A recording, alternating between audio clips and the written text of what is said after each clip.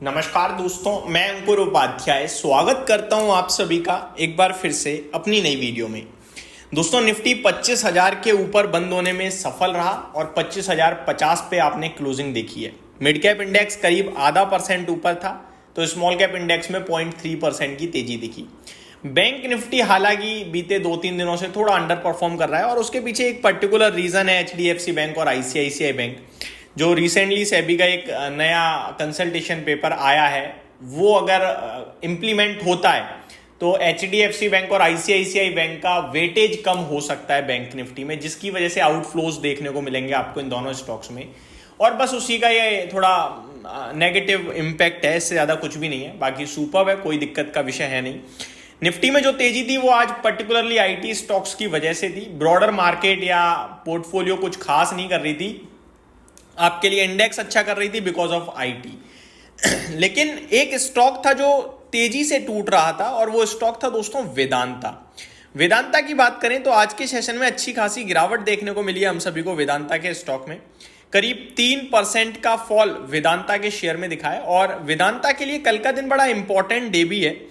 कल Vedanta second income dividend देने जा रहा है और जब भी इनकम जुड़ जाता है तो हम सभी को पता है कि बहुत तेजी से प्रोसेस होता है। तो कल अनाउंसमेंट है डिविडेंड की और 27 तारीख को रिकॉर्ड डेट है, यानी कि एक हफ्ते के अंदर अंदर ही आपका काम हो जाएगा, पैसे आ जाएंगे डिविडेंड के, आप ये मान के चल सकते हैं। पूरे बैंक मेटल क्षेत्र की बात करें तो आज 0.4% की तेजी थी मेटल इंडेक्स में, लेकिन वेदांता का शेयर टूटता हुआ दिखा। मैंने 3% बोला, आई थिंक, माफ कीजिएगा। स्टॉक 1% नीचे बंद हुआ है। दिन के दौरान 437 का लो लगाया और क्लोजिंग बेसिस पे 445 की क्लोजिंग आई है। आज का हाई 452.8 का था।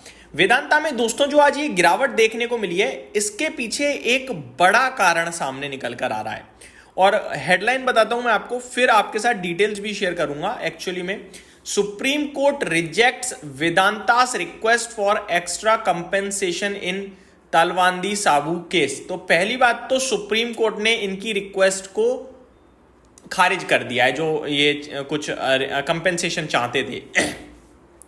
दूसरी बड़ी खबर ये है, NCLT turns down Talwandi power's split facing legal and financial challenges in company's major restructuring plan. तो NCLT ने जो इनका डीमर्जर प्लान है ना, उसको अभी कहीं ना कहीं रोका है और अगली डेट के लिए बढ़ा दिया है आगे। Supreme court decision prevents Vedanta from extracting more fund from Talwandi Sabo project. SEBI gives warning to Vedanta on demerger. Center takes objection on Vedanta demerger. Company's demerger faces opposition from government. SEBI issues warning. SEBI report issued administrative warning to company. State modification were not allowed after NOC. Government points out Vedanta's changes to plan following approval from SEBI and exchanges. Government claims it won't be able to recover dues in demerger case. मैं आपको short में बताता हूं हो क्या रहा है। इतने सारी जो हेडलाइन है ये आज बनी है। हुआ ये कि जो इनका डीमर्जर करने का प्रोग्राम था कि भैया हम वेदांता की 6 अलग से लिस्टेड कंपनियां बना देंगे, पावर की अलग हो जाएगी, ऑयल की अलग हो जाएगी, मेटल्स में जो है अलग हो जाएगी, एल्यूमिनियम अलग हो जाएगा, ये सब करके 6 वेदांता से कंपनी बनने जा रही थी। ठीक है जी। और इससे कंपनी के चेयरमैन अनिल अग्रवाल जी का कहना था कि भैया ये होगी वैल्यू अनलॉकिंग इन्वेस्टर्स की, जो कि होती भी डेफिनेटली। लेकिन यह गवर्नमेंट बीच में आ गई है। गवर्नमेंट कह रहा है कि भैया अगर ये डीमर्जर हुआ तो हमारा जो पैसा है वो रिकवर करने में प्रॉब्लम आ सकती है। आप सभी को पता है वेदांता हैवी डेट लेके चलती है अपने ऊपर, तो गवर्नमेंट आ गई है बीच में। गवर्नमेंट कह रही है कि हमारा पैसा रिकवर करने में दिक्कत आएगी, जिसकी वजह से NCLT ने अगली डेट दे दी है 17 सितंबर की डीमर्जर पे सुनवाई को लेकर। तो यहाँ पे चीजें थोड़ी सी इनके लिए इनके हिसाब से नहीं हो रही हैं, जिसकी वजह से सब हुआ है। मैं आपको एक बड़ी हेडलाइन भी, बड़ा रिपोर्ट भी बताना चाहूंगा। NCLT has deferred hearing on the groups propose demerger to September 17 after the central government raised serious objection. तो ये इतना इजी नहीं होने वाला, आई थिंक प्रॉब्लम क्रिएट होगी।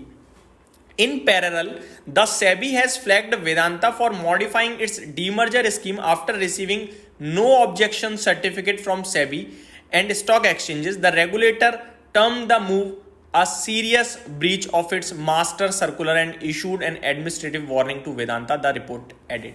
तो जहाँ पे खबर ये है कि वेदांता को स्टॉक एक्सचेंजेस वगैरह से एनओसी मिल गया था, वहीं सेबी अभी कह रहा है कि भैया ये सब गलत है और वार्निंग वगैरह भी दी गई है और सरकार की तरफ से तो डेफिनेटली प्रॉब्लम चली रही है। तो ये पूरा डिटेल है।